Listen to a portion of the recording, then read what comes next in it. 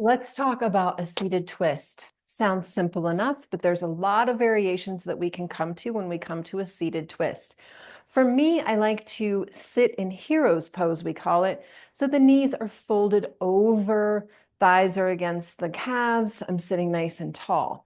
Now, you might be sitting cross-legged, and that is okay too. Same principle applies. We're going to take this spinal column and we're going to twist it each direction. So let's start by creating the tall spine, figuring out that hip crease because we're going to build the twist from the base and go all the way up. I'm going to take my left hand to my right knee, my right hand behind me. So I'm just starting that rotation. Take a breath, and then I'm going to spin my head and look over my right shoulder.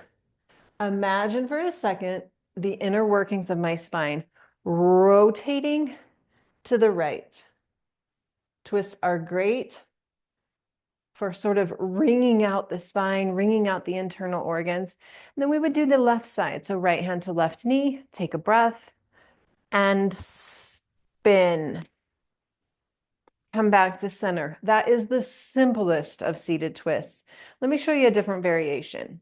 So in this one, I'm going to sit on my blanket because I want my hips higher than my legs.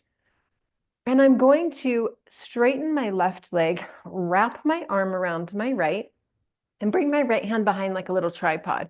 Take a breath. I'm going to twist towards the bent leg, squeezing so my belly is against the thigh. It's a little deeper twist. I'm pulling the right knee in towards the center of my body as I rotate around and squeeze. Nice. Now let's do the other side. Right leg goes straight. Left knee bends, you give it a big squeeze, left hand becomes the tripod, get long through the spine, and then you spin to the left. Seated twists. Now you could also be sitting straight. You get less of a rotation, but your legs can be crossed. You can sit in hero's pose, or you can come to that bent leg. Either one is perfectly fine. Got a wild dog. Let me show you what that seated twist looks like in a chair position.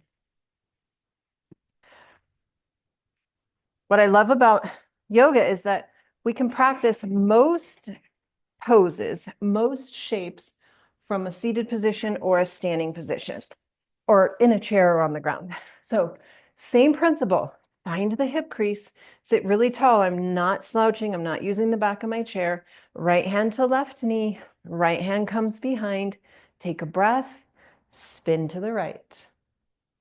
Pretty simple. Come back to center, right hand to left knee, take a breath, spin to the left.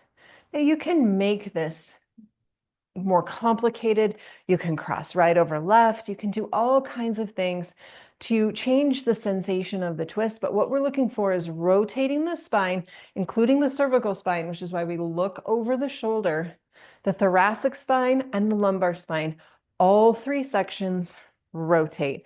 That's what we're looking for in a seated twist, whether you're on the ground or in a chair.